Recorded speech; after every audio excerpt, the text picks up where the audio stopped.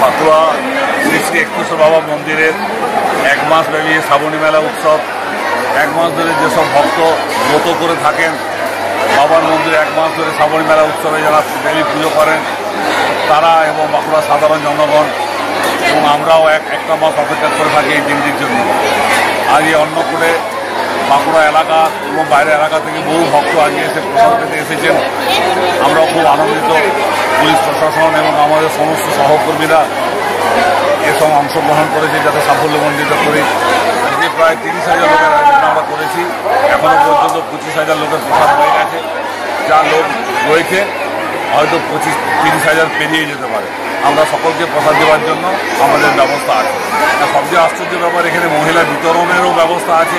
মহিলাদের বিতরণ কেন্দ্র রয়েছে 1 নম্বর 2 নম্বর, সেখানে পরিবেশন করছেন মহিলারা। তাছাড়া 4, 5, 6, 7 সব জায়গায় বুথ লেভেল করা আছে। সেখানে আমাদের নিজস্ব সদস্য আছে এবং তার সঙ্গে আমাদের 20-25 জন করে স্বেচ্ছাসেবক আছে যারা পরিবেশন করছেন। আমরা সুন্দরভাবে এটাকে সাজিয়ে নিয়েছি যাতে আমাদের কোনো অসুবিধা হচ্ছে না।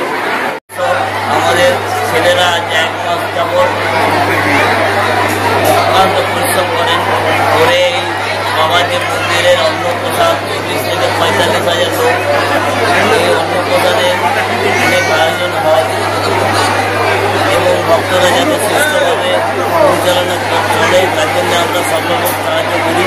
প্রশাসন আমাদেরকে অনেক সাহায্য করেন। এখানে হেলথের যে পাঞ্জাবপুরের CMO